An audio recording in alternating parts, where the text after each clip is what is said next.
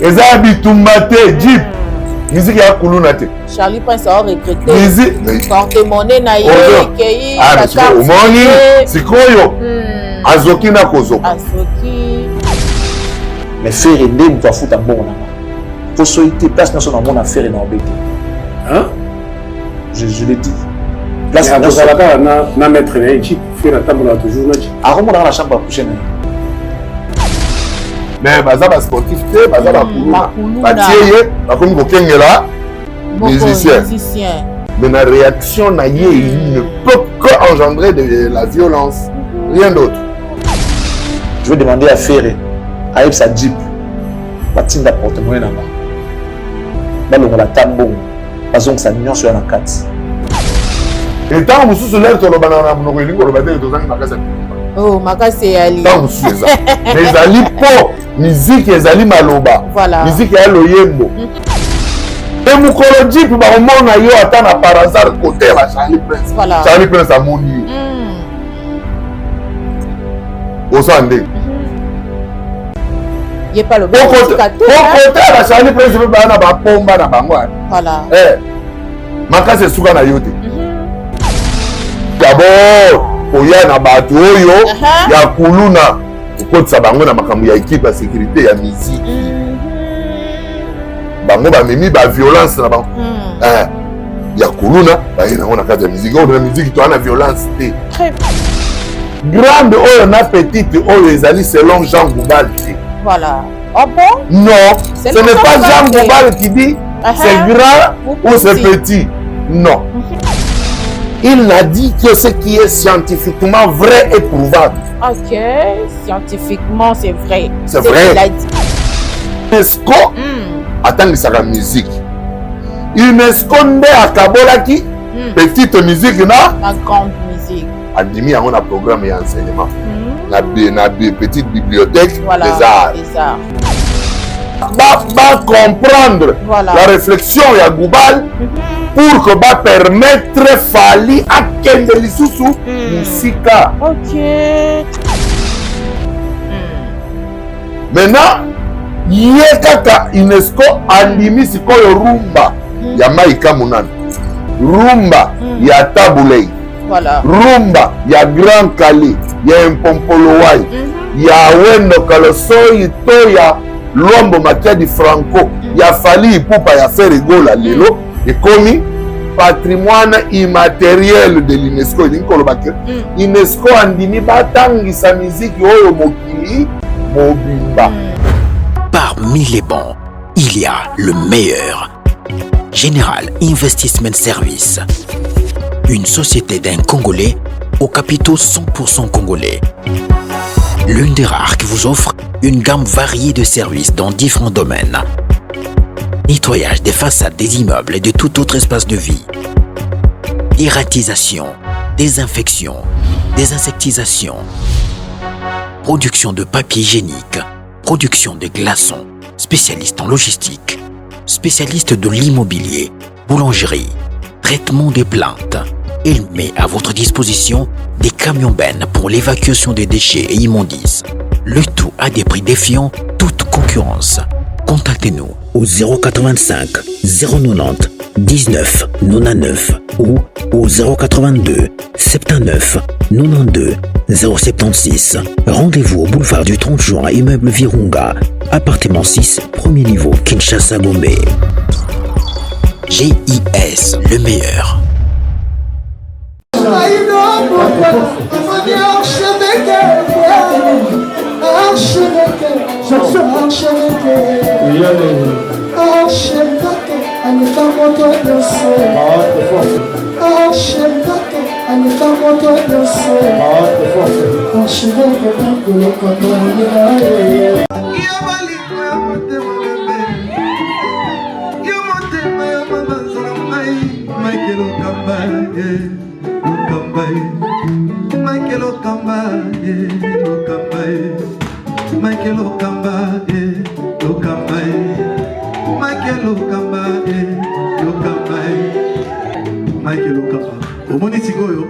L'artiste, c'est l'improvisation.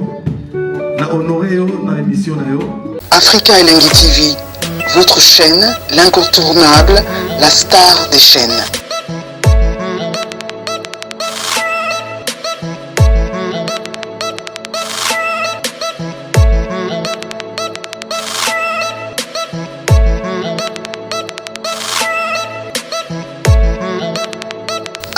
Africa Elengi TV, la magie de l'info.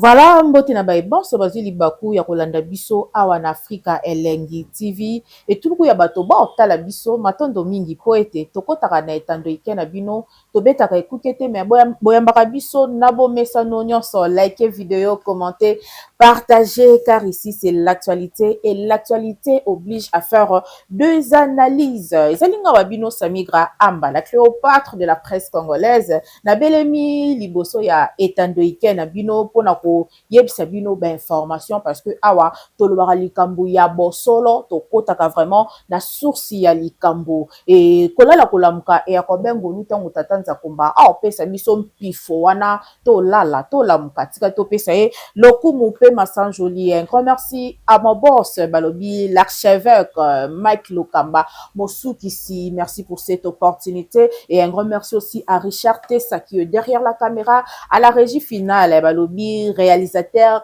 patron Bols, Claude Bols. En tout cas, on est ensemble. Bomoni bino moko na bataki na ngai nazali na yaouli pe ifengonya ya koyambela bino Kulutu Charlie Kadima et avec lui on va essayer d'analyser et d'en parler sujet du jour oyo ezali comme un sujet d'actualité. Tokobeta lisolo ya Stade de France, tokobeta lisolo ya Charlie Prince polémique et komi na agressivité boye komi ya kobeta na makofi elongwe nango loyal musique yango komi nde ya bibotu to beta na bibotu tokosolola yango et tomoni susu deuxième sortie ya Jean Koubal ndenge ayeli susu na ba propos na ye. On va essayer d'analyser avec Kulutu nangai Charlie Kadima parce que aza vraiment na maîtrise ya makambu oyo et un grand merci. Il a dit, il a fait, lui c'est le boss de boss Jean-Claude Mabanzo na bosanité ya Sam Kunku le nécessaire ya batuya mama aimé coucou maître bienvenue façon procédure Kulutu nangai Charlie Kadima nazali nesengo vraiment mingi ya koyamba yo et na Africa Elengi en tout cas avec Samigra Amba boni santé boni marambo nyonso tolamuki na tongo ya lelo malgré mbule betaki balobaka après la pluie vient le beau temps. Boni santé. Merci mingi la Cléopâtre. Merci. Merci na balandi Africa Elengi TV. Merci na ba nyonso ba kolanda biso. Voilà. Na tongo na moi na pokwa na butu et pas nyonso bozwami mbote na bino. Voilà. Mbote to bandi na biso Kulutu nangai Charlie Kadima lelo musique oyo musique oyo ba Seigneur Lei ba sala musique oyo oui certes polémique pe zalara ya makasi na tango ya kala mais lelo musique oyo to mona musique na biso ba oloba e baby parce que ma finga eya et lelo to uti ko mona vidéo ya Charlie Press ndenge ba uti ko agresser et chose qui est grave ezali na rapproché ya artiste na biso fere na kombo ya maître Jeep oyo to uti ko mona ndenge Charlie Prince makila na ye etangi ndenge ba agressé ye alobi abandaki na ye kolekazaki likolo moto ndenge kaka citoyen nyonso atambolaka e amoni ye likolo moto ba obelela ye moyibi loko apeki sasa ba yo kaka likambo moyibi te nde babimi babandi ko agressé na maître Jeep oyo azaka garde rapproché ya ferré. C'est déplorable d'abord. Okay. Donc, la situation. Charlie Prince a d'aller qui n'a pas depuis Tropicana. Jeep peut aller qui n'a pas. Ok. Mais na kamwe, koko mana na ba action ya brutalité. Na éviter sur les dû na ni. Voilà. Musique to discuter ngo na monoko. Na famille moko ya bana 10 okuti 4 bana bakumisaka fere 5 bana bakumisaka fali. Okay. okuti mwana mwa okumisa wera to jibe mais famille wana ebunda babundaka na ndako te. Très bien. Famille ekabwanaka te. Conflit ya musique etikala jamais kobimisa bitumba. Kobanda na Tabulei. Grand Calais, kobanda na Grand Calais Tabulei ti na Grand Maître Franco. Etikala jamais kobimisa bitumba. Zaiko Stukas etikala jamais kobimisa bitumba. Voilà. Viva la musique Kofi Olomide Quartier Latin. Etikala jamais kobimisa bitumba. Wenge BCBG Wenge Maison Mère. Etikala jamais kobimisa bitumba. Voilà. Oh ba betaki bato ya boye place bo oh bazoka rien. Wenge BCBG na Wenge Maison Mère ba beti na Fikini. Awa BCBG awa Maison Mère ba public place moko oya yeba tali boye oya yeba tali boye ba silisi bato na bato ba kumbi ba leader na bango bazozongisa bango na ndako. Oyo ngambo ya boulevard oyo ngambo ya boulevard bakaki d'essence. Bazonga bango nyonso bana ma campagne. Phare à l'époque. Batikala kobunda ata na nzela te. Mais lelo ekokoma ya bitumba na nini na raison nini. Voilà. Soki omoni d'abord soki okomoni muto akomi a passer na ba réaction brutale, agression physique. C'est qu'il y a commis na ba insuffisance ya ba argument. Pardon, a commis na insuffisance ya ba argument. Oh. Ata mo sina mbali so ba so ananda. So ba zo solo lati. Soki omoni oya bandaka mbata liboso. Azal su na eloko akoloba te na munoko. Maloba esiliye. Yango akomi akende na agressivité. Okay. Musique eza agressivité te, musique eza ambiance. Musique ya sentiment, musique ya bolingo. Voilà. Musique ya bitumba te. Awa nazo m'adresser na ba Gaulois. Okay. Musique ya bitumba te. Voilà. Musique eza kosolola koloba. Polémique ya bitumba te. Voilà. Même il y a qui période à Zakari Bababasu. Bitumbe bimate. Bitumbe bimate. Voilà. Ba oyo bazanga ki makamba koloba nde bakoma kotinda ba agresser bato ba agresser wazekwa ba agresser ni. Donc tout ça c'est par manque d'arguments, manque ya maloba koloba. Musique toloba na munoko. Et tant mususu lève toloba na munoko elingo loba te tozangi makasa bitumba. Oh makasi ali. Tant mususu eza. Mais ali po musique ezali maloba. Voilà. Musique ya loyembo. To solola na lolaka. Nga na lobi yo loba. So comme que to ça même polémique to ko. Oyebi na Kinshasa biso to koli to za ça gênant. Gênant. Quinois ya vrai quinois. Oh ya ça la gênant au fâché jamais na polémique à musique. OK, vrai quinois. Quinois vrai quinois. Oh ya ça la gênant. Aro jamais kosilika na polémique ya musique. Très bien. Ah na olo ba gênant, ba quinois ba ebi gênant eza nini. Voilà. Etam so ba tumbano ba botami lelo ba botona. Gênant c'est quoi ba éviter? Donc ça ça la gênant. Et puis boyokani to ça gênant biso mibale. Yo lo bana ngama ka moyo ko gêner nga bena lo bana ka moyo ko gêner mais sans bagarre. OK. Et c'est ça l'esprit ya polémique ya musique. Très bien.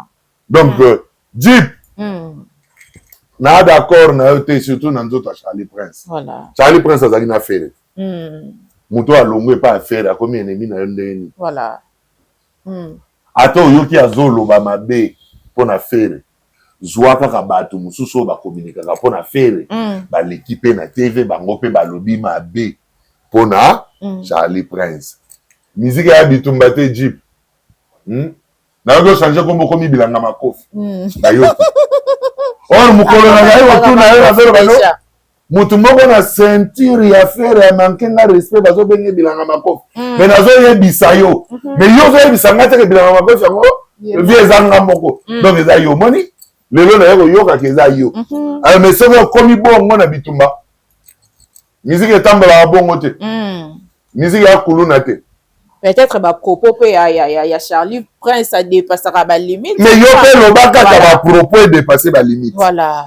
OK na on a maloba. Kende na maloba. Ndenge tambola na musique. OK. Yanzoto te ya bibetu te ya maprofite. Mawa trahison na yo po yo zanga lupemba. Mawa zina yo po yo zanga marke. Pichesha mazulu o zanga reference. Makino abo ba ebo yo kaba bia afingi vie beaucoup. Babunda te. Oswe kanda kanda. Bango soma tongi. Molokai na kanda kanda 5 sur 5 na oswe. Bango ba répondre kaka yo motongo ba yo. Ba otindo. Otuna kite yo ba otindo. Abuo. Yeah, voilà. Eza bitumba te jeep. Musique ya kuluna te. Charlie Prince a regretté. Musique porte-monnaie na ye kei. Omoni sikoyo. Azoki na kozoka. Azoki. Soki Charlie Prince a porté plainte. C'est vrai, frère Rosa ayeba ina ba avocat. Les bâtonniers Coco Caillou. Voilà. Akoya ko samba na parquet. Mais l'air akoya ko samba ba koloba futa porte-monnaie ya batu. Futa mbongo ya batu. Voilà. Futa téléphone ekendaki. Elambe pasukaki. Abikutu ba kanye na liboko po ba botele téléphone. Futa dommage intérêt po tangisi makila ya mutu. Or makila wana suka na wesa esenga boloko. Boloko Or Jeep aza petit na. Petit na yo Jeep qui quitte. Base na bango. Voilà. Bolongo qui quitte. Kabinda. Voilà. Terrain au cal. Donc bien. Ba petit na ya base. Base ya IDPS ezalaka wana nga inde installateur nango. OK.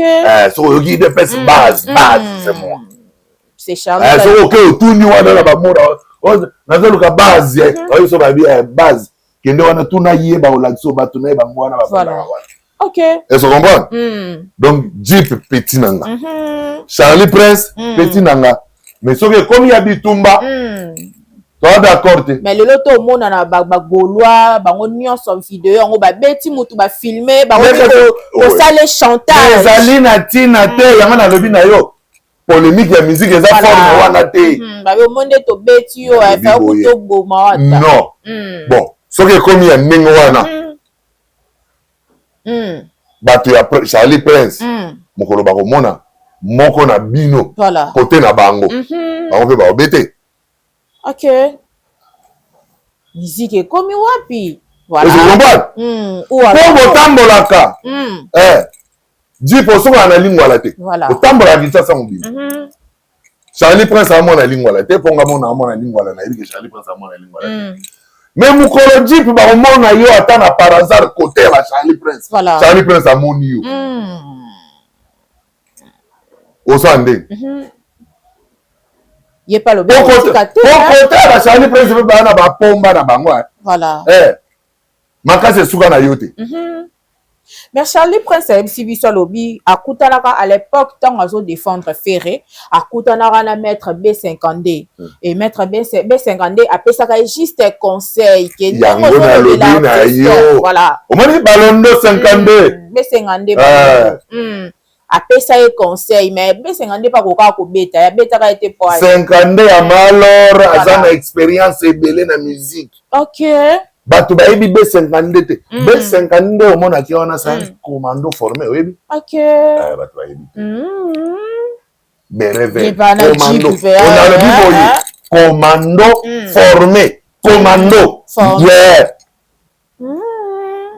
Judoka reconnu à Bundi ba combat na Kinshasa 50 à Lekinanga. OK.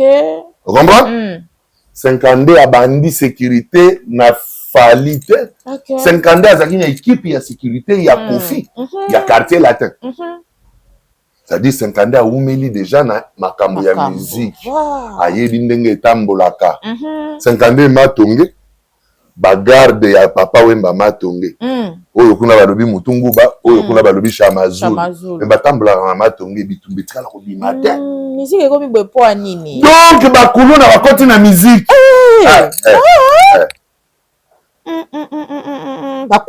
Leur sécurité ya ba musicien et comme ya bakuluna et comme il a problème. Sécurité ba musicien et comme il a bakuluna bazi ba yanke ya quartier batara komba koto na nini mais baza ba sportif te baza bakuluna batieye bakomi ko kengela musicien mais la réaction na ye il ne peut que engendrer de la violence. Rien d'autre. Rien d'autre. Mais l'air, les alaki, bah, sportifs, bah, compétiteurs. Jamais. Dans le binayo, Maître Bola, Papi Bola, Matongi. Mais y est Papa Wemba. Ok. Est-ce que vous comprenez? B50, Matongi. Matongi. Batikala au Kofi Olomide. Batikala au Bundate. Maître Machuda Lengole. Voilà. Chuda Ngenge. Matongi. Mais batikala au Bundate. Voilà. Balabala mo kutu bolia. Na équipe ya sécurité à Papa Wemba. Ok. C'est-à-dire, oya outi boulot, na poko na palais. Bafandi. Baba na quartier, bafa boulot. Mais l'air beaucoup ici, ba kuluna na kati ya ba sécurité, ya ba musicien. Et comme ma violence. Comme ma bé, hein? Donc alors, bon, mais qu'on soigner. Voilà. Pas mais qu'on soigner. Et Charlie Principal Obia Otikate, Yendengazana, chronique musicale, na elongwe comme chronique ferré. Pour Makila na pétaille. En tout cas, on va dire si on est commis. Habillé pas Otikate. Si on a le lobby, on est commis. Pour Charlie Prince, le roi le bien Otikate, Moussa Neza Koloba. Koloba. Or, il y a un Mukolo TV. Ana caméra, ana micro, il y a mon chronique ferré. Est-ce que vous comprenez? C'est-à-dire, avant de l'obata la chambre à coucher. Voilà. Mais bino otala ngo mukili mobimba. Mobimba, voilà. Est-ce que vous comprenez? Très bien. Si vous mukolo yope, bilanga makofi okende koleka kota bilanga milangito ya pupu. Ah, allez quand même. Ozongate, bilanga makofi. Okende koleka kota bilanga batu bana milangito bana pupu. Boni yozonga la biso na lingua la tombelka. Ah petit nango komi boye ndenge ni. OK. Eza na tina te to banda makambo yo depuis kala. Bitumbe tikala obimate. Ba sécurité ya wera. Bana bandal. Ah na kotangelo bakomona ba oyo sokutu. Na ba na ngiringiri jingle toroa. Sécurité ya JB. Bana bandal. Voilà. Awazile nani auta tika biso Maître Baja. Baja qui veut bender. Mais jamais babunda. Combien d'années? Bango so bagana bandal. OK. So ici ba kiola la wera kiola bango so bakuta na banganda. Babunda te? Mais pourquoi d'ici que komi bongo? Maman makambu na lobi oyo kite. Ezali d'abord koya na batu oyo ya kuluna. Okotsa bango na makambu ya équipe ya sécurité ya musique. Bango ba memi ba violence na bango. Ya kuluna ba yena ngona kata ya musique. On na musique to ana violence te. Très bien. Musique eza ambiance. Musique eza l'amour. La musique c'est l'amour. Musique ya bolingo. Na bi na musique nanga na mwasi na ngai. So nga mwasi na ngai yo na yebi na yo na ba kuluna na bitumba. C'est comme kuluna. Kuluna. Ah, makambo Charlie Kadima, toko bana na sujet oyo sortie médiatique lisusu deuxième naloba deuxième soin ya Charles Koubal. Tobe waka deuxième soin alobi afinga mitro ba finier pas batu artiste ba fan artiste ya mama efinga mingi et aye lisusu na ba propos lisusu alobi Gims aza génie. Bon. Gims a timba. Génie elingi koloba nini? Génie elingi koloba esprit. OK. Un génie est une entité. Très bien. Un génie c'est un esprit. Un esprit. OK? Or tout artiste c'est un génie. Ah bon? Tout artiste est un génie. S'il ne l'était pas, il ne se serait pas connecté aux esprits pour s'inspirer d'une œuvre de l'esprit. Parce que toutes les œuvres artistiques sont des œuvres de l'esprit. Donc, les œuvres de l'esprit émanent de l'esprit, passent par l'esprit qui est le génie dans l'être humain pour être transmis au commun de mortels. Donc, ce n'est pas seulement Gims Moutoza génie. Na yemoro Jean Goubalaza génie. Ah, ya tiene. Na lobi boy ka ya. Ya milongoli na ye. Te akoyeko milongola te soki tangu so alobaki pona Gims. Aza génie, tangu so ya tso akya mona génie na niveau scientifique. Mais to kei na yo na na niveau étymologique pour comprendre nanu génie aza nani avant attribuer l'aspect scientifique. Donc dans l'aspect spirituel na baloko akanza bale makaba bangwana tanga ti wana ki atangaki ba oyo tangi wana pona alandaki eloko yango azongiseli bango musala na bango ya ba ingénieur de son. OK. Au fait Goubal tango akoloba c'est vrai alobi afingami mais refingama na banani. OK. Na ba oyo tango mosusu bazali diapason moko na yete. OK, ba ofinge ba diapason moko te. C'est-à-dire le diapason, je parle sur le plan de la compréhension, sur le plan de l'entendement.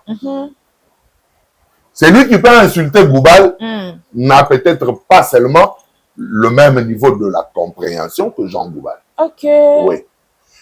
Parce que lorsqu'on veut analyser ce que dit Jean Goubal, est-ce que c'est faux? C'est pas faux. Point d'interrogation. Donc, qui n'a pas il faut qu'on tourne. Alors, est-ce que ça y a solo tes alous? OK. Pose la réponse, il y a parce que ça solo tes alous. Donc, il faut bande la recherche. Très bien. OK? Nangi yo. Pour nous moni. Le combat faut de la ngai moi maïl. Na so l'année na moi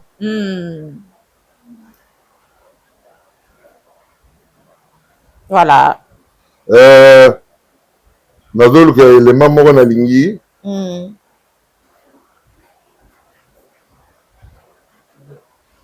voilà na lingi obanda otanga kaka à partir ya awa hein voilà ti oya o chuter awa.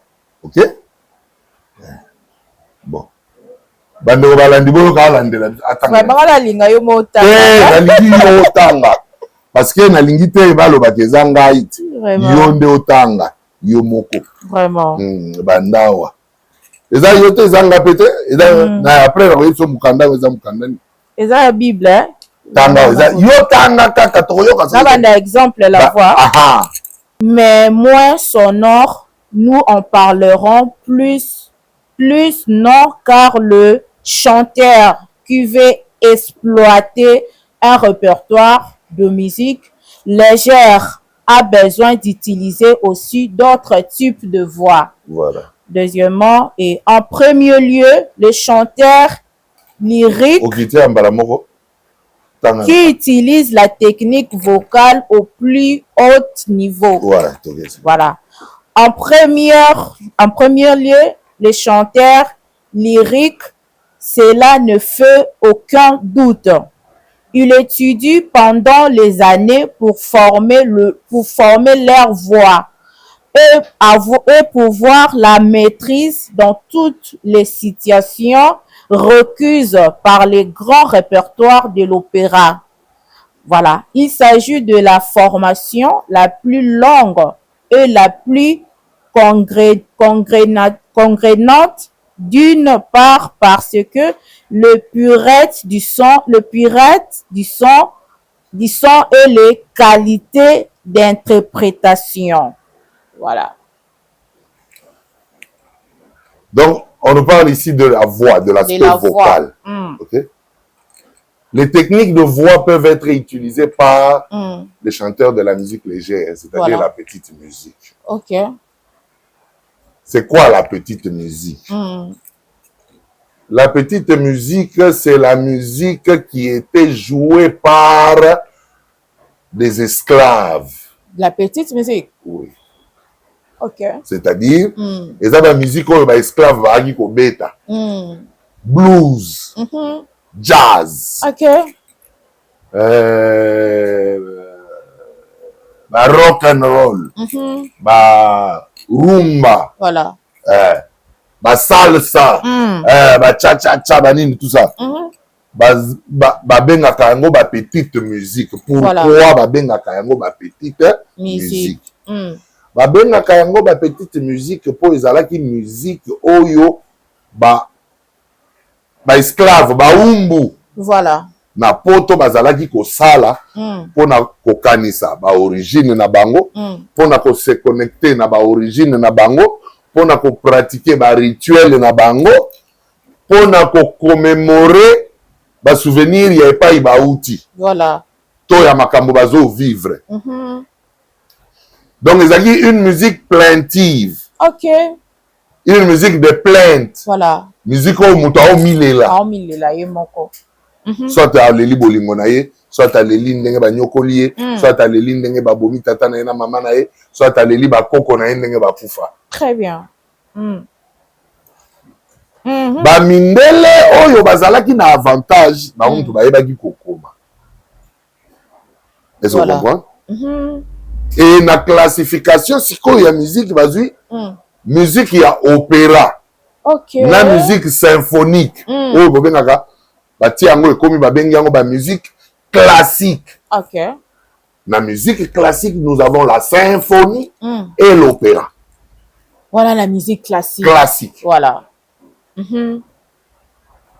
bainstrument oyo babetaka na petite musique oyo ezali barumba na bandeko na ye nyonso baa na nsima eza bainstrument moko te na oyo bautilisaka na grande musique ou la musique classique grande oyo na petite oyo ezali selon Jean Goubal te voilà ah bon non ce n'est pas Jean Goubal qui dit c'est grand ou c'est petit non c'est selon la définition qu'ont attribué les blancs qui évoluaient déjà à cette époque pour pouvoir laisser les traces de l'écriture sur la musique. Ok. Ça n'a rien à voir au Japon. Jean Goubal peut attendre pour aller koyeba ndenge azoloba bongo. Ok. Ndenge ngai pe natanga na yebi ke babelobelaka yango ndenge wana. Moni? Ba instrument oyo ezali na petite musique toza na guitare solo, accompagnement basse, batterie, mbonda, et puis peut-être biloko mosusu ya percussion selon culture na culture. Voilà. Mais okomona biloko nyonso natangi awa na musique classique eza te. Eza te. Guitare solo aza te. Na classique aza te. Accompagnement aza te. Basse aza te. Voilà. Mais okomona na basse kuna batie contre basse. Oyo awa abetamaka lisusu te. Ok. Okomona batie violon, violoncelle. A remplacer accompagnement na solo. Voilà. Okomona kuna harpe. Oyo awa na musique oyo abetaka kutu te. Ok? Okomona batie piano. Oyo awa bino botia na synthétiseur. Ok. Sikoyo na bainstrument oyo lokola deja ya na bokeseni. Moyembi nyonso oyo akoki koyemba ndenge akoyembela na guitare ndenge akoyembela na violon te. Ok, donc eza vraiment différent. Technique ya chant ekeseni. Ekeseni. Donc est-ce que Jean Goubal alobi mabe? Est-ce que akosi te? Mais bato oyo bazali na diapason moko na Jean Goubal te. Voilà, ba comprendre. Ba comprendre ye te, ba komona ya fingi. Alobi, bakokende kutu bakokanga kutu na nzela te. Ba bitumbe bima. Na molimo ba jeep. Moni? Voilà. Or, il n'a dit que ce qui est scientifiquement vrai et prouvable. Ok, scientifiquement c'est vrai. C'est vrai. Il a dit. Et c'est... Je te le prouve. Ouais. Baoyo balingi, baluka. Voilà. Le livre est là. Ok. Petite bibliothèque des arts. Petite bibliothèque des arts. Kitana sec. Manuel de chant. Manuel de chant. C'est là où on explique les techniques de chant et les origines de leur musique et de leur forme. Très bien. Moto ya kozwa occasion ya kozwa mikanda oyo comprendre makambo Jean Goubal azoloba. Voilà. Est-ce que vous comprenez? Tolanda. Maintenant, bato nyonso te nde batangaka mikanda Goubal atangaka. Ok. Omoni? Bato nyonso bayokaka oyo batikali bayokaka musique na bar ebeti ya yoki ameli boki abini asisi akepale. Est-ce que vous comprenez? Très bien. Or Goubal aza chercheur. Ya kapenda yeba atangaka. Lera na landi maloba na on a émission liboso lera na réalisation na Benji. Na landaki émission ngote na répondaki en fonction à la question à Benji. Voilà. Mais je crois que même quand on a la question je garde mes propos na Benji. Goubal n'a pas tort. OK. Moni na Yolanda Kulutu Maïka Mounan na Keriti Timpi où il dit la rumba n'est pas une petite musique. Voilà. Oui, aujourd'hui. Aujourd'hui où la rumba est devenue patrimoine immatériel de l'UNESCO, c'est-à-dire que la rumba quitte la case des petites musiques. Ok. Lelo à Kotina. Lelo rumba à Kotina créneau ya la grande musique parce que UNESCO azanani. UNESCO azali lokola Nations Unies. Voilà. Il y a programme, il y a enseignement et éducation à travers le monde. C'est-à-dire soki balingi batangisa mutu ndenge nini balingi ba éduquer mutu moto yo ndenge fo azala mokili mobimba azala adapté azala adopté partout et s'adapter soki bapesa programme et enseignement na éducation ezali na UNESCO. Voilà. Mais sikoyo UNESCO atangisaka musique UNESCO nde akabolaki petite musique na grande musique. Andimi yango na programme ya enseignement na petite bibliothèque des arts. Maintenant ye kaka UNESCO andimi sikoyo rumba ya Maïka Munana, rumba ya Tabulei, rumba ya Grand Calais, ya Mpompolowai, ya Wendo Kalosoi to ya Lombo Makiadi Franco, ya Fali Ipupa ya Ferigola lelo ekomi patrimoine immatériel de l'UNESCO. UNESCO andimi batangisa miziki oyo mokili mobimba. Bato nyonso balingi kobeta miziki babeta yango lokola rumba congolaise. OK. Donc azali lisusu na molongo ya ba petite musique te. Parce que le langage parce que d'abord le langage ya petite musique na grande musique ezali langage ya discrimination. OK. OK? Oui. Parce que ce qui faisait en fait la petite musique dans le temps blues, jazz et consorts, c'était des noirs. Oui.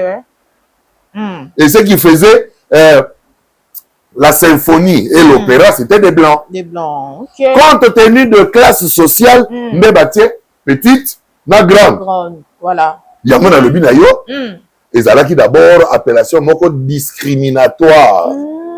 Oyo tango mususu lelo Jean Goubal esengeli à comprendre en tant que philosophe, en tant que chercheur, à comprendre que c'était une appellation discriminatoire. Déjà, pourquoi? Parce que la musique est universelle. Ouais. D'accord?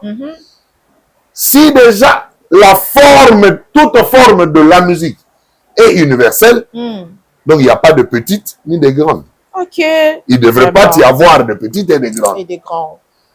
Donc, qualification petite na grande, et ali qualification beaucoup discriminatoire. C'était des racistes de l'époque qui nous ont catégorisés comme cela. Mais aujourd'hui, 2025, est-ce que Jean Goubal a compris qu'on a adopté kaka petite na grande? 2026. Est-ce que a compris qu'on a adopté classification wana ya petite na grande? Bien. Non. Aujourd'hui en 2026, non.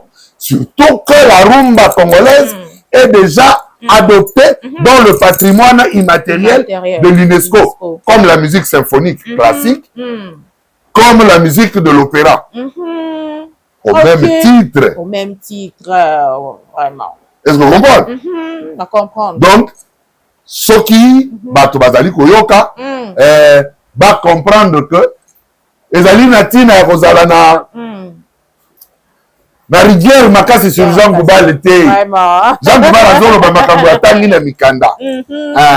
Mais ezali na ba aspect oyo tokoki kolobela lelo oyo ezali ko permettre que na bato nyonso ba comprendre et même na Jean Goubal ko comprendre que aujourd'hui en 2026 on ne peut plus parler de la rumba congolaise étant une petite musique ayant déjà été admis dans le patrimoine immatériel de l'UNESCO au même titre que toutes les musiques classiques, c'est-à-dire la symphonie et l'opéra. Vraiment, il vient encore nous dire que, alobi, musicien, pour comme grand, il faut ça à 8 heures du temps et à travail. Normalement, musicien kakate. D'abord, on chanteur nyonso. Oyo alingi azala à l'auteur de tous les chanteurs et d'être en mesure, il y a ça la performance vocale à tout moment. Il doit avoir 8 heures de travail. Les 8 heures de travail, ça va attribuer à un chanteur. Bon, zelana. Bongo. Papa na bino lera longwa na ndako ake musala. Akiri kuna. Asala combien de heures de travail? 8 heures de travail. Presque 8 heures de travail. Les alliés conventionnés. Universellement. Non, il y a un ligne là qui s'est. Déjà, ceux qui t'attendent à bino akindaka musala pour 8 heures. Mais yo chanteur, ton musicien au lobby, musique inde musala na yo. On sala ngo combien de temps? Il faut ça plus. Il faut ça là plus. Ou bien il faut ça là 8 heures par jour. Pour Ozala. Au même titre, na fonctionnaire à l'État, ou à Kendara Moussala.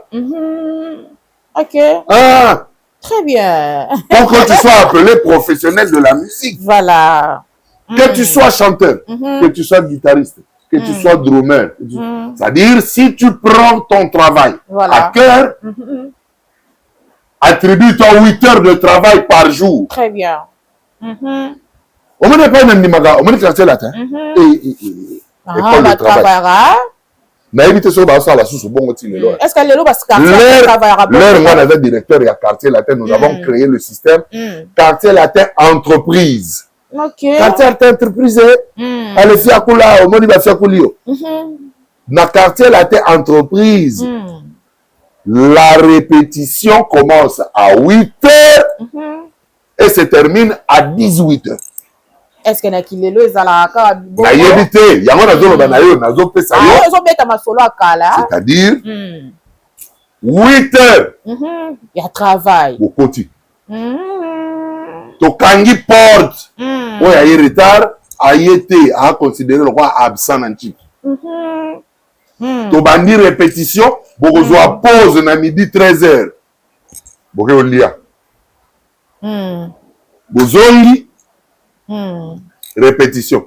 18 heures, répétili, nous avons entendu transport à qui. Surtout, ça, de 8 heures à 18 heures, tu as 10 heures de travail. Surtout, 2 heures, peut-être, il y a pause, tu as 4 au moins, il y a 8 heures de travail. C'est pourquoi, au moment qu'il est roi, on a quartier la tête, pour aussi ma chorale, il y a quartier la tête. Il faut aller quoi? Le bébé. Mais en tout cas, ceux qui va respecter la sourde, régime et léopard. Ceux qui besoin d'un rythme, de rythme, il fallait qu'il y ok, il fallait un rythme, on est à travail. Recrutement, il y a Génération Bercy, équipe Mobimba, on est à quartier latin, où il y a qui remplacer l'Académie de Grand Bacala. Là, il y a recruté, voilà. Et c'est dans le même rythme, 8h, 18h, 8h, 18h, 8h, 18h. Et Moutou Oyo, Azali ko yemba banda 8h, 18h, a yemba kaka. En tout cas, Atazagi faux. Ah, ok, ma grand. Ozo kamote. À l'époque, on peut m'avoir ça m'a fait répéter à côté. Ah. Na yebite, so ya kuta ki pe ka même rythme. Performance. Ah, on fera côté. Faire akuti ngai te na quartier latin, ngana sina longo. Album na ngai suka na quartier latin attentat. OK. Après oui, si ma fracata banini, monde arabe, monde yanko, nga sina milongo eli. Ngai na bandi banda. Ngombe ni samokila mokile ni saka ngomete wana. Voilà. Mais déjà nazalaki na quartier latin depuis la mascotte de Catalax nazalaki déjà la Juna Fa nazalaki logi mukaba de Mingongo Simolo Katondi. Simolo. Simolo quartier latin à Calais. Calais.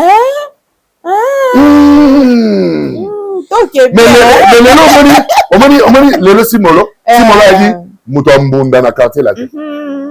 Maroma po yemba. Akoma abetana na drum. Akena viva la musique. Tina na cours de gré à Papa Wemba. Drummer. Le Simolo chanteur. Est-ce que vous comprenez?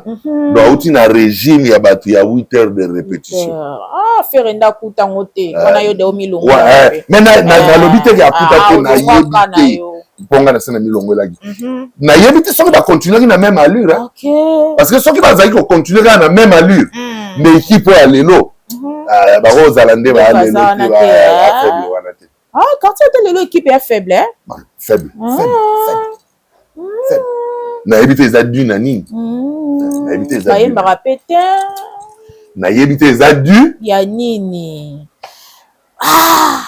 Karaja Kubal, voilà. Batuna qui est balobi musicien moko loba ke soki musicien lokola ye bakomi mi balé na mboka na biso musique na biso eko évoluer mais lokola ye na Fali aloba musicien lokola ye so bakomi mi balé musicien lokola Fali nani alobi nani alobaki yango question na nga na oloba Fali aloba musicien lokola ye soki bakomi mi balé na mboka na biso musique na biso eko évoluer et Jacques Koubal a répondre à lobi eza problème ya enseignement ya tanga na bekola ya bien biso congolais lingi kaka koyekola te balingi koyeba lokumu wana ozwi contexte ya Fali oyo ezalaki na émission mosusu na contexte ya Gubal oyo ezalaki na émission mosusu te batunaki na émission wana te po batunaki Fali na émission ya Gubal te non na bi Gubal nde batuni na émission uti koleka bikolo yango wana nazali koloba makambo olobi ya Fali eza na émission mosusu yaki na contexte pe mosusu oyo ya Gubal pe batuni ye lelo na émission mosusu na contexte mosusu te batunaki na contexte ya musicien te kasi na contexte moko te na Fali OK yaki na contexte moko te na émission Fali voilà maintenant oye rapprocher yango pour omoni lokola ke réaction ya Gubal ezali ko contredire réaction ya Fali voilà c'est là où tu viens avec ta question or déjà na la question que ça ba contexte ni balé à okesana OK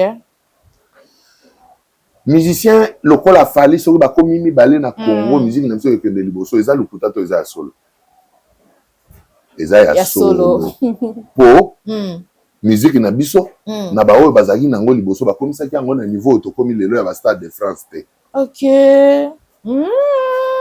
comme nene c'est-à-dire soki to komi na ba musicien mi balé misato oyo ba ko betaka ba Stade de France facilement c'est que ba obeta ba arena nyonso facilement na monde est-ce que vous comprenez donc Fali avait dit vrai ou avait dit faux il a dit vrai voilà mais lelo toza na ba musicien ndenge wana mi balé te to ane kaka moko Fali ni c'est bongo entre eza bongo yo to mona te en tout cas pour na Congo na ya Congo na biso o ya biso en tout cas to anano wana longoli ba Gims Chemi kana kati soki na lingina cha Gims na kati siko na oya na aspect wana na lobi awa to dana ngaka Congo awa na mission to ana ba est-ce que vous comprenez donc fallait alobaki bien et puis a une raison mais ce que Gubal alobi tolingi koyekola te mais tolingi kaka lokumu mais lokumu to aussi to zui déjà voilà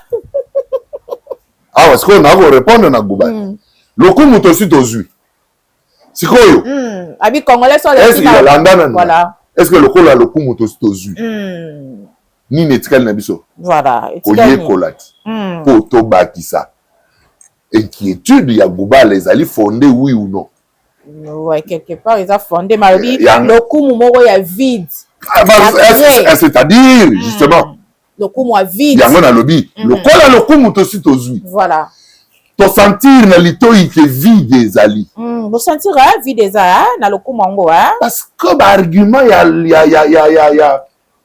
ya Goubal eza fondé tozali na ba forme boni ya rumba madame lelo forme ya rumba oyo ebetamaka on dirait Kofi a imposé bango loi yango po aza koloba loi a imposé bango loi bango nyonso na ba oyo bazalaki bakolo sakade na bakolo sukus na bakolo obemba na bakolo fiesta bango nyonso bakoma obeta chacho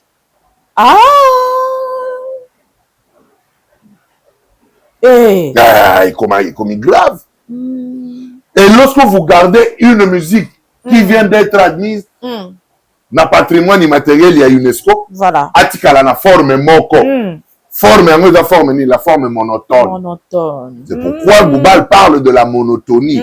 C'est-à-dire, autour il y a mélodie moko, na rythme moko, oyemba banzembo 50, il y a un groupe 55. ndenga lobaki ba obetaka musique moko. Voilà.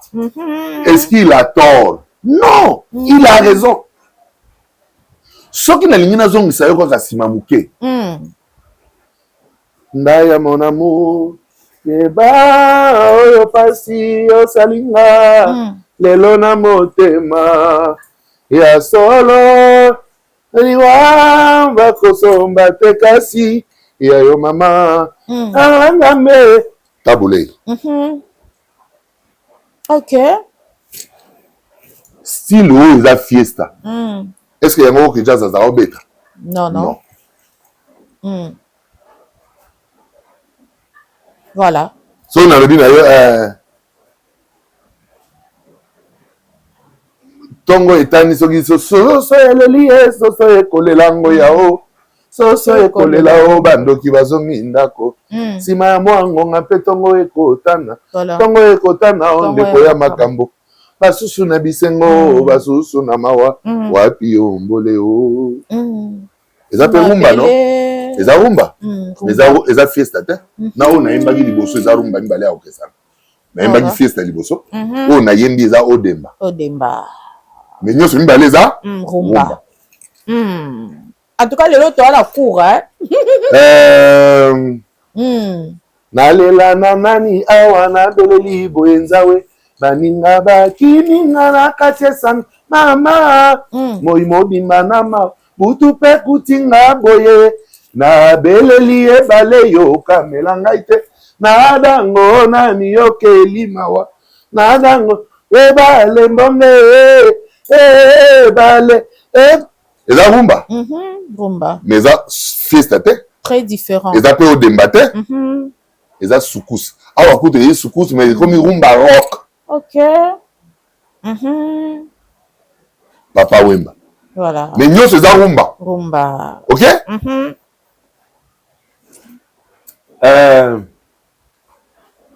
Comment on dit? Ya solo kini ebuje banani oyo bakoyoka na sango bajeno mango kitoko nzenga mwangoma eza rumba. Rumba. Eza rumba sakade. Mais est-ce que eza rumba sakade rumba rock? Non. Eza wenge. Mais nani ba forme nyonso ya rumba ebungi. Comme un rythme moko. Est-ce que Goubal a tort? En tout cas. Ok? Est-ce que Goubal a tort? Non. Mais bateau, bazali ko comprendre ceux qui ne comprennent pas Goubal n'ont pas le même diapason. Voilà. N'ont pas les arguments, en fait, ne comprennent pas les arguments sur lesquels Goubal s'appuie. Voilà. Pour dire ce qu'il est en train de dire. Très bien. Si vous comprenez effectivement Goubal, vous ne le taxerez même pas de tout ce que vous êtes en train de le taxer. Mais bah Wario, bah c'est pas là-bas propos n'a été hein. Sikoyo, et pas Yezali Sikoyo. Voilà. Fanatisme. Le fanatisme aveugle de foi. Ok. Un fanatique est aveugle. Ok. Un fanatique, il est fan de tout ce que tu fais, même si au soumis de Bilamba. Il y a aussi. Ah, c'est pas ni lango. Ah, c'est pas. Ah, tu vois la mystique. Il y a sali délire moko. Il y a pas de la piscine, il y a la toilette. Il y a bon, il y a animé ça là, on a pas de lélire. Même si tu sont à tal baby ba norme baby. Non non non. Asali mabe. Non mutu ko sala boy pendant des toilettes eza pembeni. Et pas il y a ça là qui a mon qui ba tout ça ko senga ko des toilettes. Est-ce que vous comprenez? Voilà. Sikoyo. Na Belia Goubal. Il faut avoir une tête, il faut avoir une réflexion. Très bien. Pour comprendre ce qui le motive. Et motivation, nyonso Goubal azali koloba eza fondé scientifiquement, pédagogiquement. Voilà. Fondé sur toute la ligne. Ok. Donc eza fondé. Vous êtes d'accord, on a épendé un zolo baki yalinga ba fan té parce que kasi réfléchissara té kasi aveugle. Na uto le bata aveugle. Ok. Vous êtes d'accord? Oui, le fanatisme rend aveugle.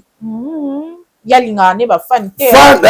C'est-à-dire, parce que si tu es fan na yo, que je peux accepter tout ce que tu peux faire sans regarder.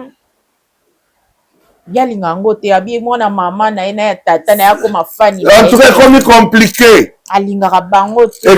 Parce que ba indizaka ba artiste na libulu. Oui. Ça ne pas ba warrior pe ba ko induire fali. Yango na lingi ba warrior ba réfléchir. Contrairement. Ok. Va comprendre la réflexion ya Goubal pour que va permettre Fali à Kendeli Soussou Moussika. Ok, très bien. C'est-à-dire, bazwa yango lokola injure. Insulte. Bazwa yango lokola remarque o ezali faille. Ou le sengeli ba mettre en pratique pour donc warrior il faut pas comprendre. On dirait pas côté distraction pour la Stade de France promotion kasi sikoyo koboya ko réfléchir l'aveuglement du fanatisme. OK. Ndi loko na lingite lokola ngai en tant que koko ya ba warrior na lingite ba warrior bazala ba fanatique aveugle. OK. Nalingi bazala ba fanatique oyo bako tolérer bandima ba injure bandima ba insulte bandima ba remarque bandima ba critique. OK, baboya mafinga non na oyo bazo finga yoka bango. OK, bayoka bango na oyo bazo tonga yoka bango. Voilà. Na oyo bazo critiquer yoka bango. Na kofinga na kotonga na critique na bango. Nde toko analyser, to étudier totala quelle est la part la plus positive que notre artiste peut tirer de tout ce qu'il y a comme critique, de tout ce qu'il y a comme insulte, de tout ce qu'il y a comme remarque. Voilà. Mais ce qui te montre que bandit ko ganga to permettre l'artiste na biso évoluer malamu. Voilà. Yango nazo senga na ba warrior nyonso ya monde entier.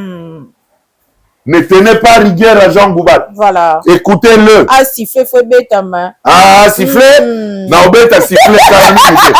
Hein? Na obeta siffler calamité. Voilà. Donc écoutez Jean Goubal. Parce que tout ce qu'il dit est fondé scientifiquement. Scientifiquement, c'est pas musicalement. Et musicalement. OK. C'est-à-dire ceux qui ont la compréhension, la haute compréhension de la musique, comprennent Goubal. Ils disent qu'il a raison. Comme vous. Voilà. Mais ceux qui n'ont pas peut-être cet entendement élevé de la musique, voilà. Non.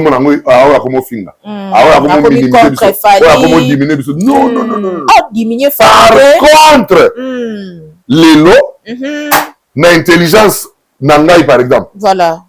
So ngai par exemple fali. Nasani. Ah.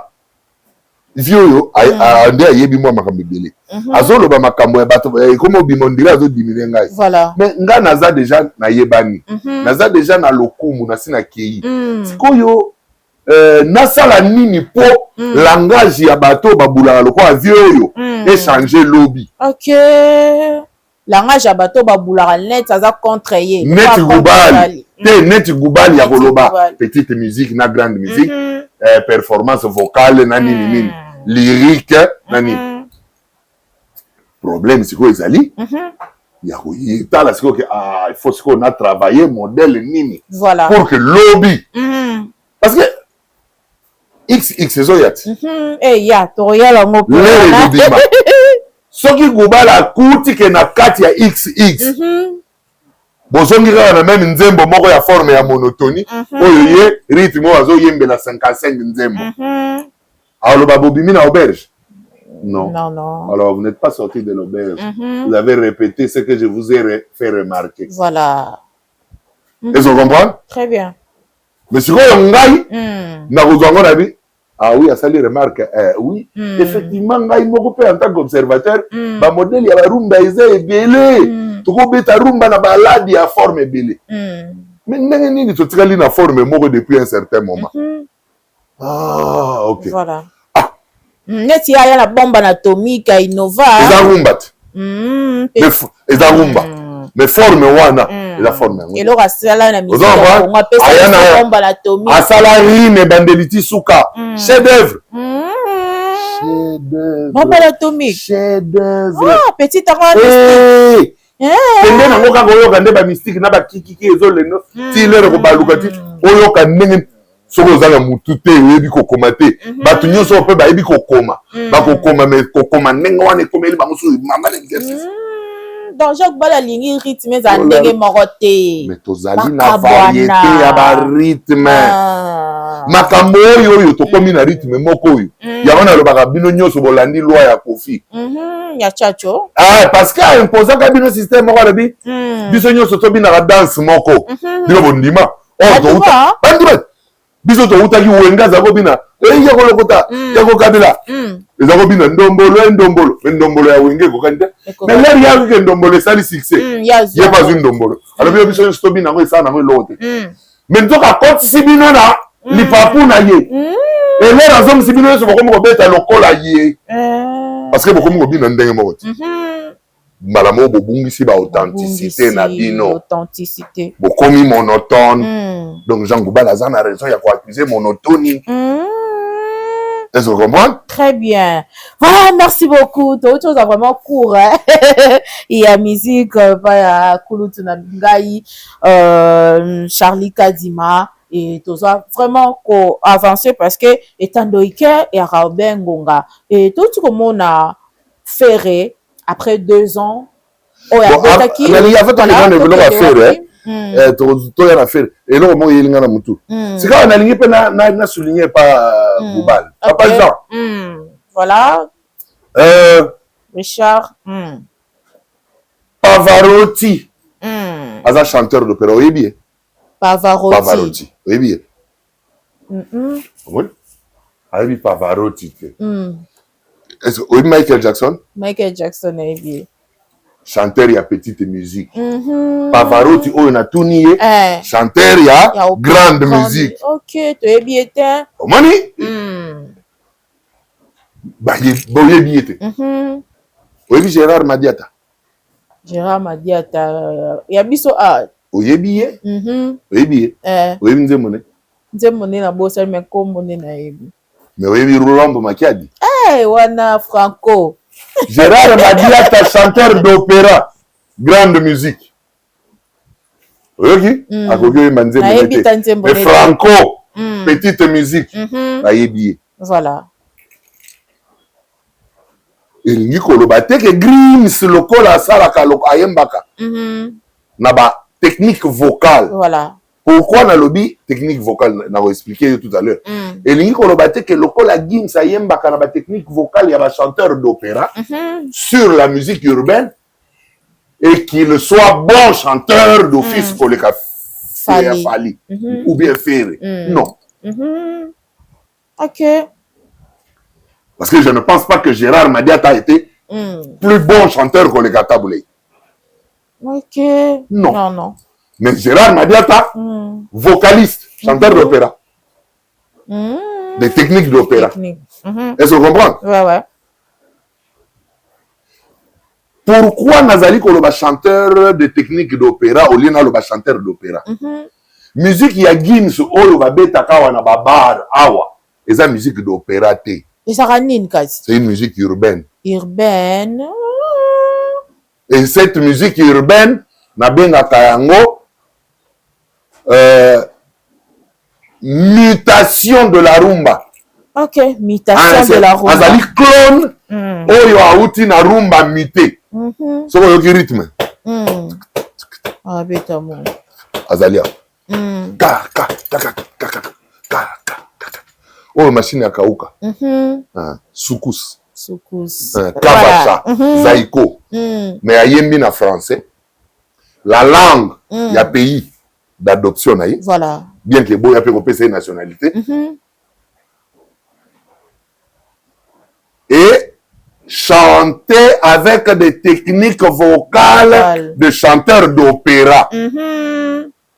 Donc, Gims, ça la capelle musique, il y a opéra. Donc, il n'y a pas une... Ah, et pas une ligne na zonga na papa Jean ou Ayoka. Donc, Gims, ça la musique d'opéra. Peut-être, la musique d'opéra qui n'a qu'à interpréter la pièce oyo, la œuvre oyo, basi ba koma ya ba Mozart, ya ba nan. Mais il y a la musique oyo, il y a mbaka. Et la musique d'opéra. Ah. Voilà, tu as évolué na biso parce que toi aussi t'es étant donné qu'il y a Bengonga, tout ce monde a fait à Otukozwa. Après 2 ans, betaka na clôture ya francophonie, à Otukozwa mbongo na yeba pesier 50 000 et mais ils ont ça moi makelele qui professionnalisme ezate mati komo ko mata na podium ba peso mbongo te et voilà. Jour à mataka ndeni. A betaka ne kaka. Ndenge nini. Donc musique nde boulot na. Ya romata. Pour que ko beta.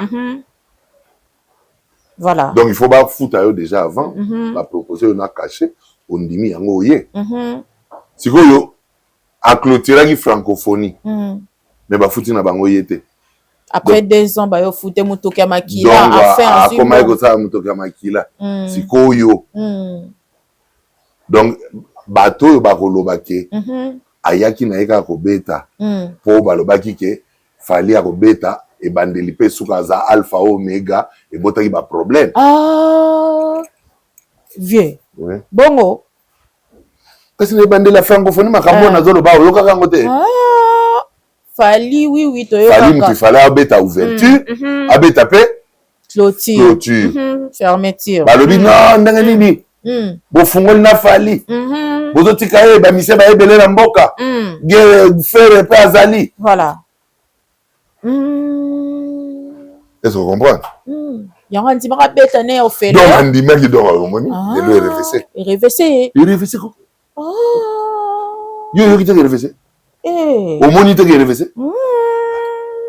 C'est quoi vous RVC makasi. Vous avez pas fali pa Aïcha et fali ko beta lo ba bote. Na na cheki ndenga wana. C'est quoi parce que moni te l'état RVC yo. Oh. Parce que l'air on les lit tellement trop qu'on va au foot ayo. La photo on dira bando sepelate hein. Kasi po ya kanza ke ba opese ka ke itiko ba ICT. So ba kango photo. Osi o lobby. Mokile yo. Mokile yo ki ke to futa kiote. Il faut mokili pe yeba ke to futi yote. Siko l'air abandi ko boya wana c'est ka comprendre ki ke et dévoiler manque à professionnalisme na yé. Moni? Et dévoiler manque à professionnalisme. Mais ezali biloko oyo azongela te ya te. Ah, mais kolanda Gauthier sei tozonga moi sima alobi ke boza motema mabe et pas Gims parce que non ba nini ba baza di kasinde ya loba boza motema mabe envers Gims po Gims aza na papa na mama na ye bolia mbongo na ye kitoko e bino bo sacrifier ba papa na mama boliaka mbongo na bango te. Bon. Omoni pa gote se yaki. Oyo malobo oyo. Et comment t'allais? Et comment c'est long à mon flair? Ah, maloba gote se. Maloba oyo. Yoka katinga na zolo Angleterre? Non, yoka. J'assume ce que je dis, hein. Dans le maloba oyo ya gote sei. Et comme ko zo elongia mon flair. Donc tu comme comprendre que ba acte na bino nyonso bozali ko poser. Eza nango bino te. Vous n'êtes que de marionnettes. Donc le marionnettiste comme mon frère. Voilà vieille. Na lobi kombo na ye mon fléri. Ah, yo ta comment on était. Na lobi mon fléri. Ah, bon mon fléri. Ozo kate. Wana place à nga na lobi boye. Oyo viens moi le capable zaki na mon fléri. Ah, ok. Sikoyo jibe pia na pas zaka. Jibe pia na pas na. Na lobi jibe pia na na. Ozo ta comment on était. Jibe pia na. Awana mon fléri. Mais jibe lo baba lo baba. Oyo ba jibe na mon fléri. Toyo ka ngona ntemba 119 na lobi boye. Na papa na mama na ndule. Nde makambo komo ya na ngo na gote sei. Vous comprendre place boule outil. Donc qui a raison sikoyo. Ya mon fléri. Est-ce que tu as raison? Ah, Vetonika. Est-ce que tu as raison? C'est lui on peut faire dans Nzembo. Tout ce que ça en est ni. To continuer. To loba. To aussi ça va te. Ou you personne se voilà. Sikoyo.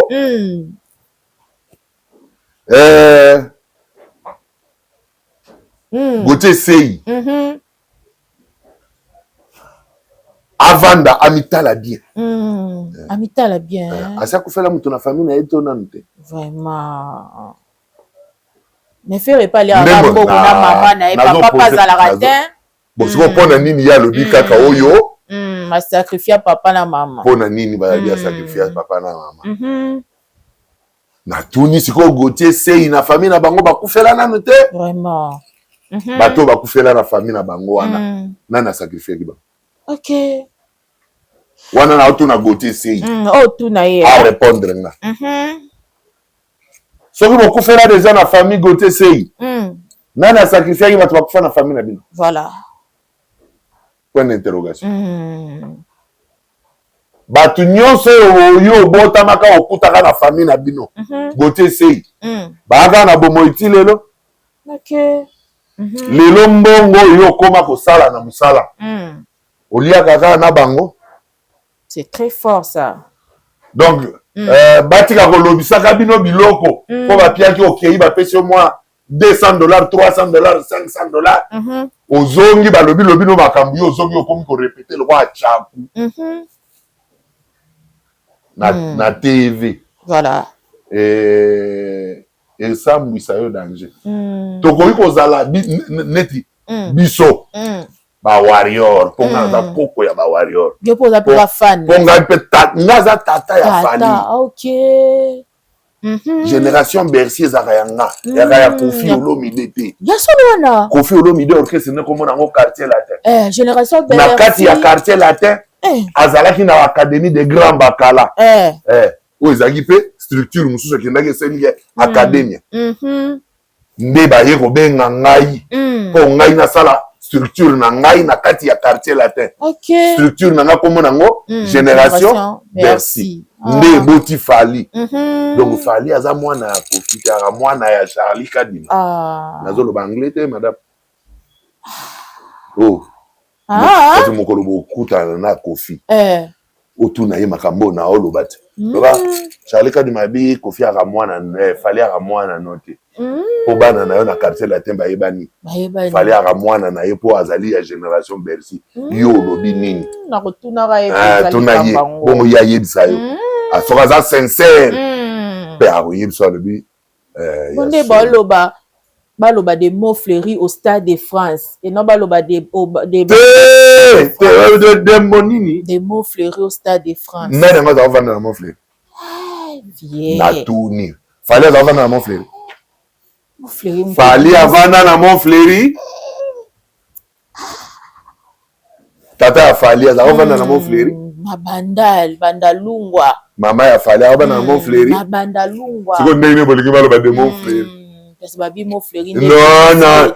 Moto. Donc botika no ba polémique. Voilà. Botika ba polémique. So ki mot fleuri muto bimisa ki e. Mot fleuri ezali kaka na ye. Yaki ebele bon ba o nyonso ebele wana nani abimi abimi te na tuni yo yebisanga oyo yo yebi abimi na tuni yo ki date ne awa eleki nan te date yango eleki nan te eleki te to ezali ezoya eleki déjà alors beau comprendre donc na confirmera nyonso tolobi ndenge balobi ke Gims aleki Fally aleki Gims fois 100 Charlie Kadima. Madame, j'assume ce que je dis. Hein? Mettez-moi tous les analystes, tous les critiques d'art, tous les chroniqueurs de musique, tous les musiciens que vous voulez, mettez-les face à moi. Je vais le prouver noir sur blanc que Fally Aleki Gims fois 100. Madame. Oh! Tala. Naina bane le robot, hein? Fally Aimba na lingala. Oui. Aimba lingala. Mais la langue parlée en France, c'est pas le lingala. C'est français. La langue française. Maintenant, un Français ou une Française qui apprécie la musique chantée en lingala, la langue qu'il ne comprend pas. Mais en dimiango. En dehors, il y a kondima ko adopter yango. Voilà. Abandi lisusu ko fournir effort ya koyemba nzembo yango. L'air à comprendre que ayebi koyemba nzembo yango mais azo comprendre monoko yango te abandi so ça l'effort ya koyeba koloba lingala. Quel est l'artiste qui a déjà fait ça? L'artiste congolais wa sala iloko ya ndengo wana awa na Congo. Bango batangela nga komone. Ah mais malingala. Nazolo ba anglais te ko madame. Nazolo ba lingala. Dans le bino Fally est 100 fois plus que Gims. J'assume.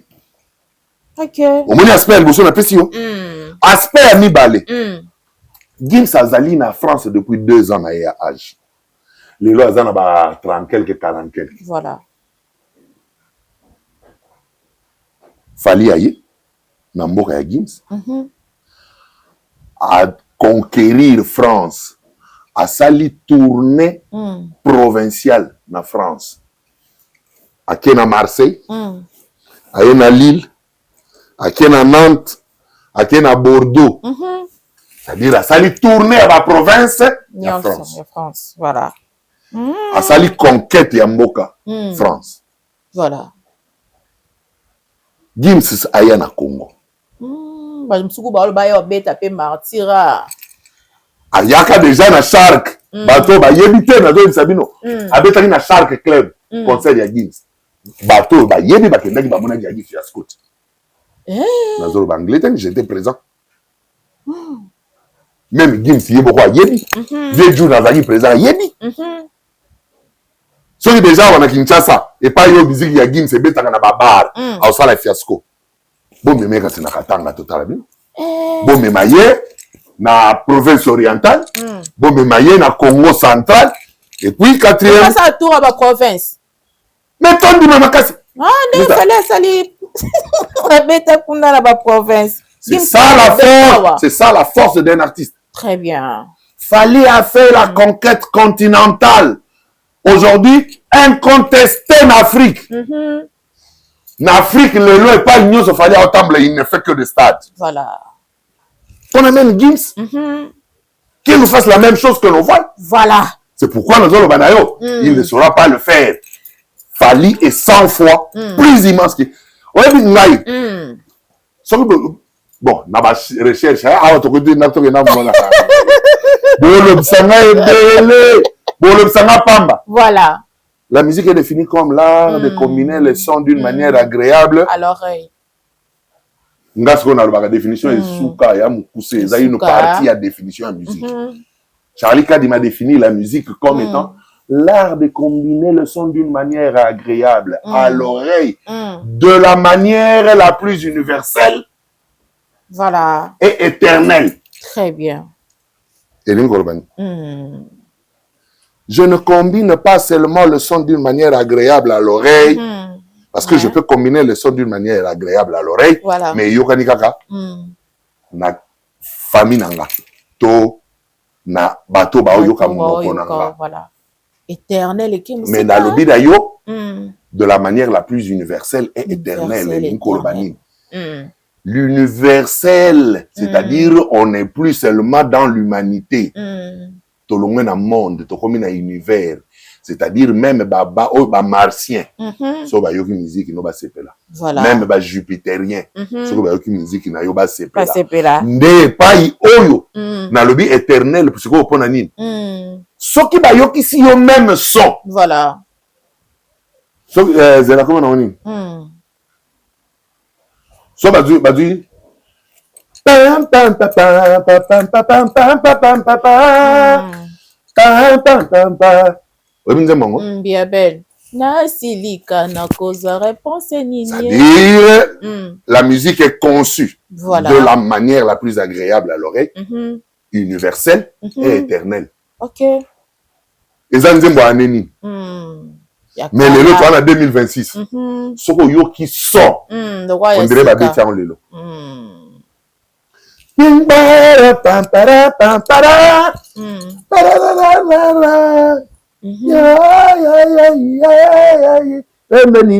Charamona.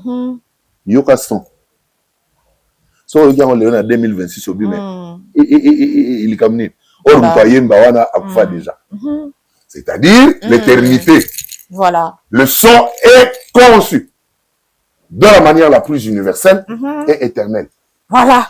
Et pas ici qu'on fallait abandonner ça la musique. Il ne conçoit plus la musique consommable à Kinshasa seulement.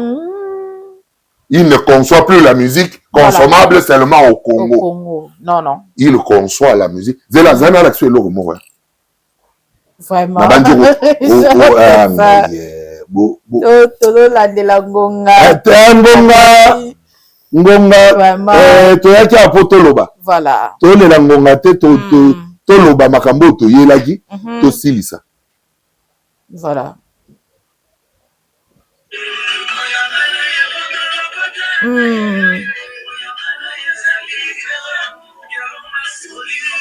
Bokungu. Baza ba pigme. La forêt équatoriale. Ça, hein?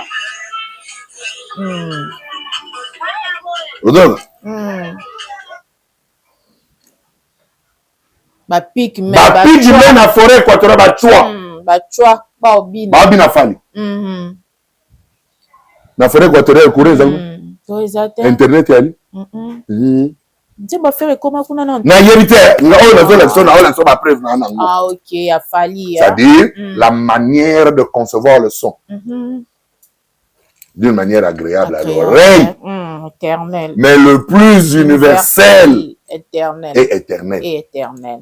Merci beaucoup, Kouloutou Langaï, Charlie Kadima et Stade de France Évolution. On est nini.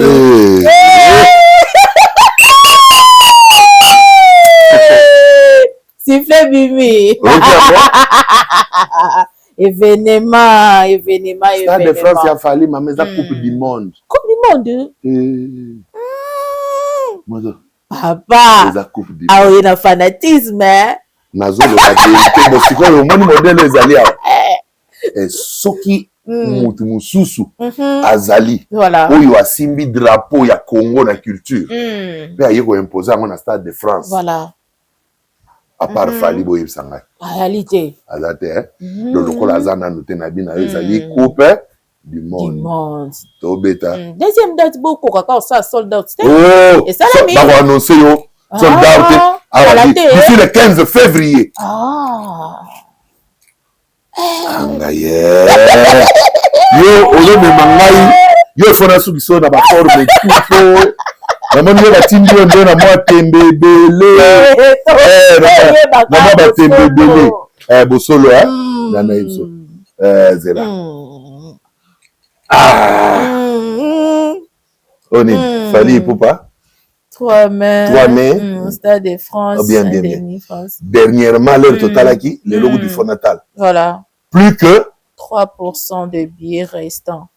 C'est que tu qui 97%. Donc, on a le bin appelé si le 15 février. On va annoncer au soldat. Puisqu'il ne restait que 3%. Sur 3%, tu as les libissos. Et ça, depuis. Total, il y a un Benji. Voilà. Donc, tout le déjà éco c'est 1%. Tala no ya ko arena. Ah, wana ngana te elona emegana nga. Bon, nali kotala makambo na de lukalo mukolo kwa téléphone na mega. Uye bo total. Na otinde lo ba donner nyonso, hein? Ba donner total. Ocha.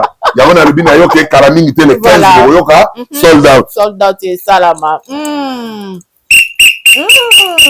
À tous les warriors du monde. Koko ya ba warrior, Charlie Kadima le prêtre d'Avalon, a fait sa message. Videz tous les billets qui restent. Renflouer encore la ligne d'attente parce que nous attendons la génération d'une troisième date. Voilà. Ah bon? Ah! Renflouez-nous la ligne d'attente. Voilà. Parce que nous attendons une génération.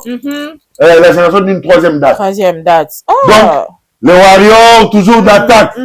Concentrez-vous sur le Stade de France. Voilà. Botika Gim Sali Ambon Nena Tatamba. Botika Bayana Kamura Basara Bamnaba. Voilà. Botika Bagolope, Bana Oya Bango ya accord arena.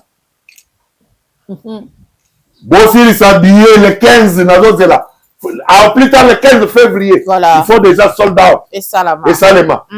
Troisième date, et Zoyapo, pour renflouer ligne d'attente. Voilà. Bouba Zoya. Azala. Moniango, hein? Ozoki, hein? Bozala. Donc, ce qui est première date, et ça a fallu. Nabatwa Outa Kinshasa. Deuxième date, et ça a Mokobe. Nabaninga na Mususo, Bauzala, Nabani. Siko Bouba Aye. Donc, il y a la troisième date. Il y a un warrior. Prenez encore et renflouez encore la ligne d'attente pour une troisième date. Voilà. Une troisième date à l'honneur de Bouba. Album XX Peso accompagnant. Fimbu. Maman. Album nini ya congolais nini ya musicien ya Congo c'était kama sanke basa na nzembo basisi na studio te. Était comme déjà.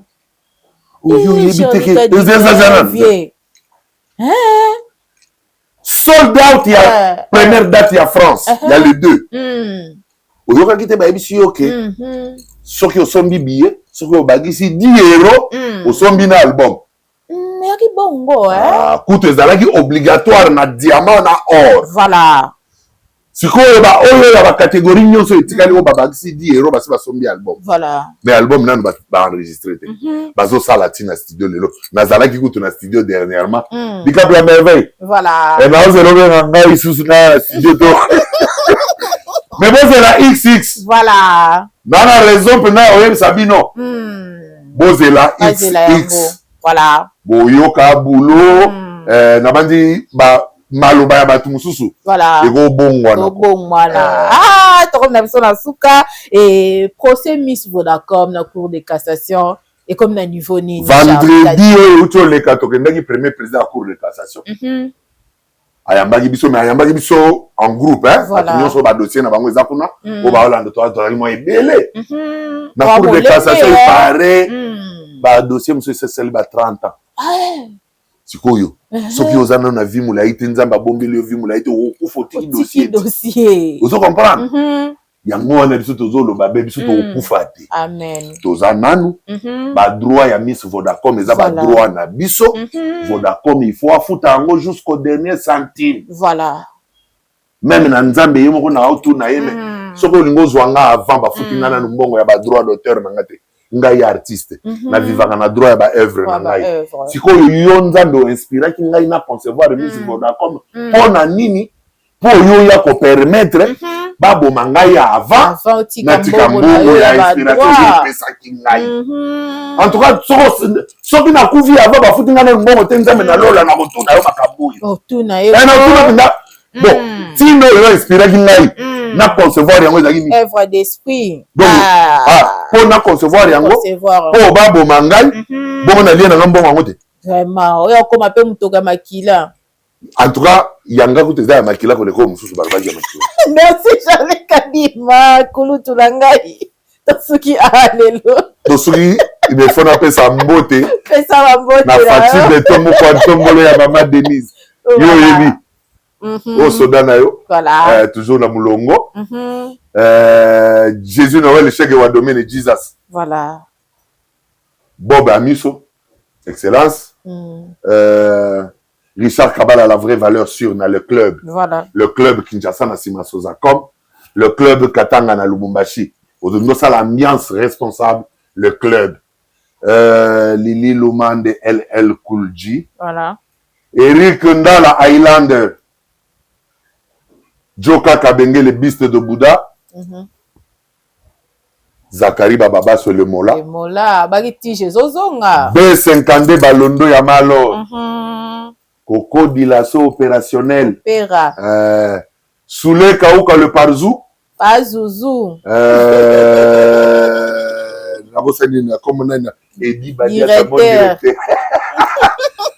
Bon. Merci beaucoup, Kouloutou Nangaï, Charlie Kadima. Ça n'est fini pour aujourd'hui. Fiston Koloka El Zapatero. Voilà. Pour nos amitifs, il y a les seti. Il y a Fiston Koloka et Mbappé Samigra Ambaye. Oui, mais ça vous voilà. Merci beaucoup. Naba abonné na biso balandi na biso bonso balanda biso en tout cas awa ben sanité les raté to yela rabino toujours bosolo place batuba buka lokuta. Un grand merci à mon boss l'archevêque Mike Lokamba balobi Monsuki. L'archevêque, merci pour cette opportunité. Un grand merci aussi à Richard Tessa qui était derrière la caméra. À la régie finale, Balobi, réalisateur, patron, Claude Bols. Un grand merci à vous. Et voilà, un grand merci aussi à mon avocat de Sursur, maître Bienvenu Faso, et à mon avocat de Sursur aussi, maître Christian Bassansi, à maman Olga Bilé pour Amba, Bassansi intègre irréprochable. Clin d'œil à mon fils Chrismi Mavungu, maman t'aime énormément. Et c'est Kinga Wabino Samiga Amba, la Cléopâtre de la presse congolaise. En tout cas, un grand merci aussi na espace Oe Makibiso, espace de Dafé, chez Dalida. En tout cas, Bibiso. Kitoko makasi ezaki nga wabino samigra amba voilà bapesa ouais to sali publicité ba bibiso pe bien to sali ba kaka un grand merci ba warriors en tout cas ya biso yango ezaki nga wabino samigra amba la Cléopâtre de la presse congolaise tukutani malesima kimia ezala o mabota wabino bisous bye.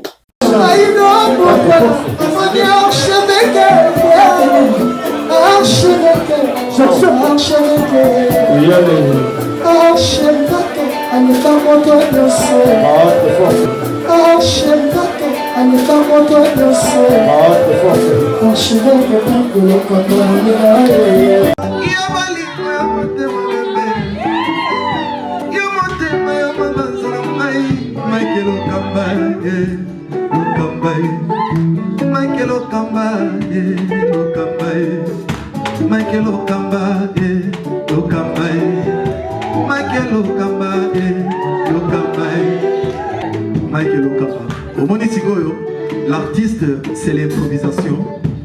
Na honoré dans l'émission. Africa Elengi TV, votre chaîne, l'incontournable, la star des chaînes.